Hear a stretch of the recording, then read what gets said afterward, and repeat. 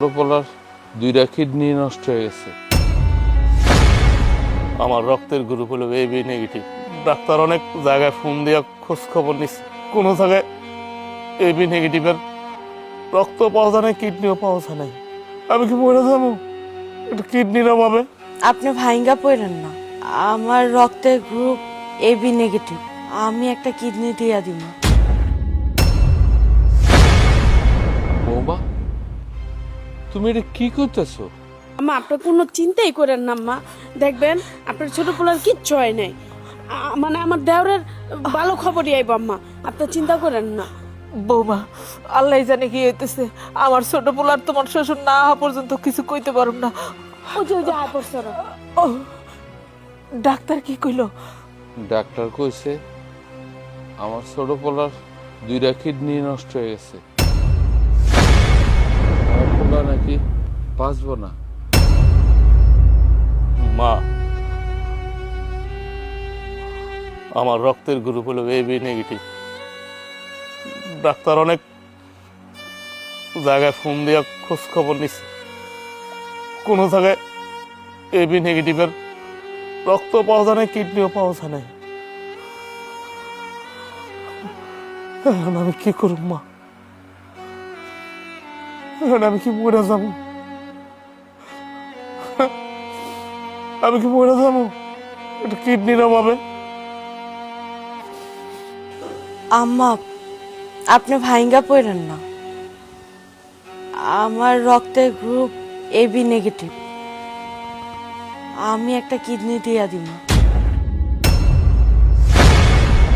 বৌমা, তুমি এটা কি করতেছো? যে শাশুড়ি নাকি তোমারে সব সময় উঠতে বইতে কথা শুনাইছে, এত কথা শুনাইছে, এত অত্যাচার করছে, তারপর আরে তুমি কিডনি দিয়া বাঁচাইবা? তাতে কি হয়েছে আব্বা? এই সংসার তো আমারই।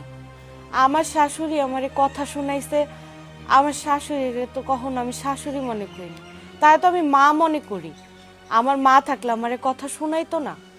আর কইতাছেন বড় ভাবি, বড় ভাবি তো আমার মায়ের মতোই, সে আমারে কথা শুনাইছে, আমি এগুলাতে কিছু কখনো মনে করিনি। তাই বললা তো আমি আমার দেওরের মরতে দিতে পারি না। আমার দেবরের দুইটা কিডনি নষ্ট হয়ে গেছে, আর আমার দেবর কিডনির অভাবে মইরা যাইব, এটা আমি চাই দেখমু? এটা কেমনে সম্ভব? মানুষ তো একটা কিডনি হলে বাঁচে, আমার একটা কিডনি আমি আমার দেওরের দিয়া দিব। এক কিডনি দিয়ে আমার দেবর বাঁচবো, আরেক কিডনি দিয়ে আমি বাঁচবো। দেখো মা, দেখো ভালো করে দেখো, যে বউরে তুমি বউ হিসেবে স্বীকৃতি দাও নাই, এই বাড়িতে আসার পর থেকে আমার এই মেজো ভাবি সংসারে কোন কাজটা না করছে। এত কাজ করার পরও তোমরা আমার মেজো ভাবির একটু ভালোবাসা দাও নাই। তুমিও না, বড় ভাবিও না। কি দিছ? আমার মেজো ভাবির ভাগ্যে কি জুটছে?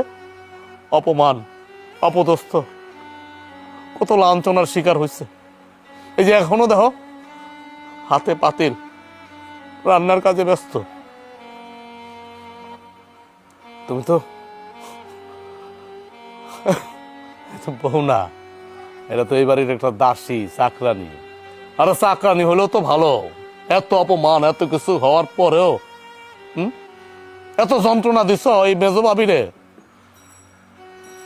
তারপরেও তোমার পোলারে বাঁচানোর জন্য নিজের জীবন বিসর্জন দিয়া, নিজের জীবন ঝুঁকিতে রাখা একটা কিডনি দিতেছে আমারে, যাতে এই সংসারের এই বাড়ির বাচ্চি যাতে না দিতে যায়।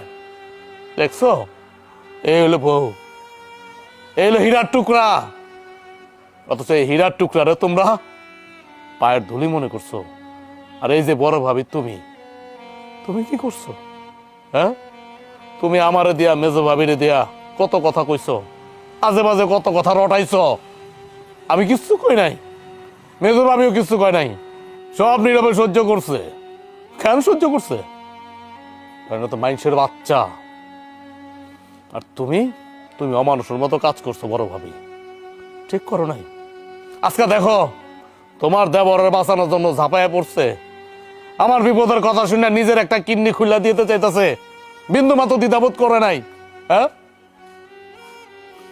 তোমার আর মেজো ভাবির মধ্যে পার্থক্য কি দেখছো? তুমিও ভাবি, মেজো ভাবিও ভাবি। মানলাম মেজো ভাবি যেদিন এই বাড়িতে আইছে ওদিন আমাদের ভাগ্যে, আমাদের কপালে এই বাড়িতে কোনো সুখ ছিল না, ছিল হাহাকার, কান্না। কারণ আমরা তো মেজো ভাইয়ের এই দাফন কাপড় নিয়ে ব্যস্ত ছিলাম।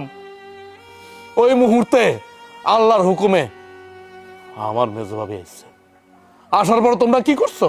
হ্যাঁ, কি করছো আব্বা? কি করছে আমার মেজো ভাবির সাথে? সবাই মিলা খারাপ ব্যবহার করছো, তারা বউ বইলা মানই নাই, কত কথা কইছো, ভুলে গেছো, সব কথা ভুলে গেছো।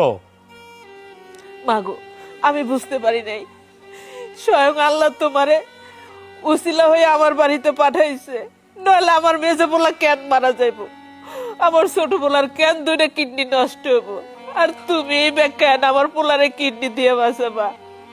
মাগো, আমি না বুঝতে অনেক অন্যায় করছি মা, তোমার সাথে আমি অনেক খারাপ ব্যবহার করছি, তোমার কাছে ক্ষমা চাওয়ার মুখ আমার নাই, তারপর আমি তোমার কাছে দুই হাত জোর করে ক্ষমা চাইতেছি।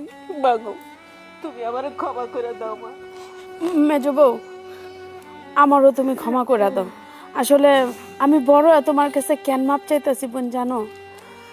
তোমার লগে যা করছি আমি, তোমার কাছে মাপ চাওয়ার যোগ্যতাও আমার নাই। তারপরেও কইতাছি বোন, পারলে আমার মন থেকে মাপ করে দিও। না না আম্মা, ভাবি, আপনারা আমার কাছে মাপ চাইতেছেন কেন? আপনারা তো বড়, আমি ছোট, আপনারা আমার কাছে মাপ চান না, তাতে আমি পাপের ভাগী হমু। আপনারা বড় হয়ে দুই কথা শুনাইছেন, এটা আমি কিছু মনে রাখিনি।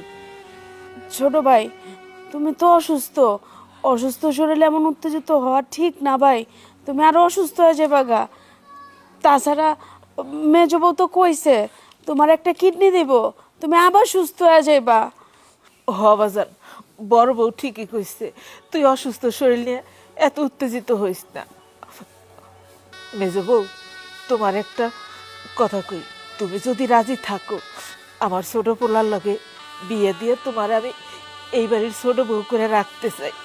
বাড়ির বউ বাড়িতেই থাকলো, তার পূর্ণ অধিকার নিয়ে থাকলো, তুমি আর বিধবা বেশে থাকবা না।